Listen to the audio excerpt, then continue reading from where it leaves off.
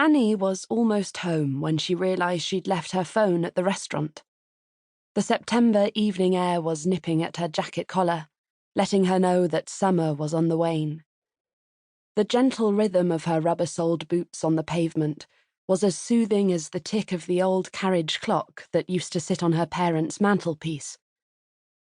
The high street was quiet.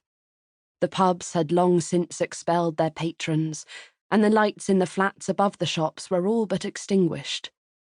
Even a town as busy as Leeming on the Lie had to sleep sometime. Annie wandered slowly back the way she had come. She was completely alone, aside from the flash of a bushy red tail as a fox disappeared down an alleyway, no doubt hoping to find a loose bin bag or discarded kebab. Annie liked this time of day. After the heat and rush of the kitchen during service, and then the laborious clear-down, when the last customers departed, full-bellied and ruddy-cheeked from the house wine, came the quiet. The front-of-house staff left first, carpets hoovered and tables laid ready for lunch service the next day, leaving just the kitchen staff, tired yet strangely elated at having got through another crazy night.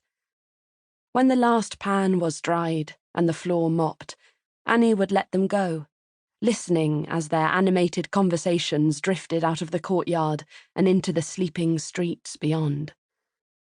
Since the twins had left home, her chefs had become like her surrogate children.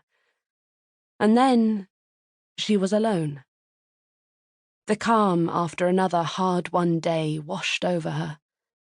She was too tired to dwell, which was just the way she liked it. Up ahead, toward the mall, a man in a leather jacket staggered under the weight of his companion, who leaned listlessly against him, drunkenly singing, "Hit me, baby, one more time." Annie walked on, and soon she was standing back outside the Pomegranate Seed, the restaurant she and her husband, Max, Leeming on the Lie's answer to Don Juan, had run for the last 15 years. Annie unhooked the latch on a tall gate to the side of the building.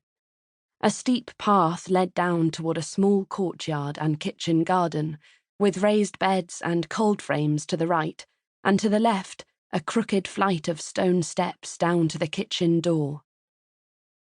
The security light was on the blink again, so the gravelled passage was in almost complete darkness, save for the dim phosphorescence of the harvest moon. But it didn't trouble Annie. She knew every dip in the path, every leaning nuance of the ancient steps.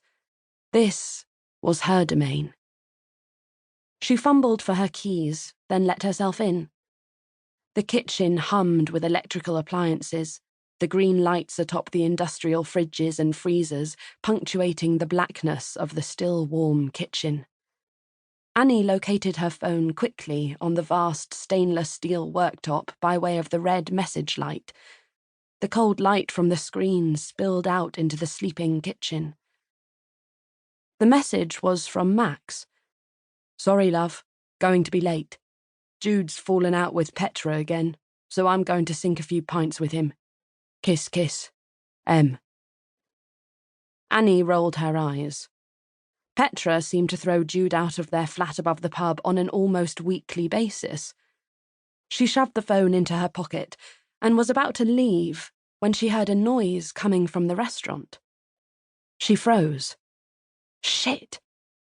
She cocked her head in the direction of the restaurant and strained to listen. She couldn't make out voices, but somebody was definitely moving about in there. She opened her phone to see what time Max had sent his message. With luck, she could catch him somewhere between sober and useless.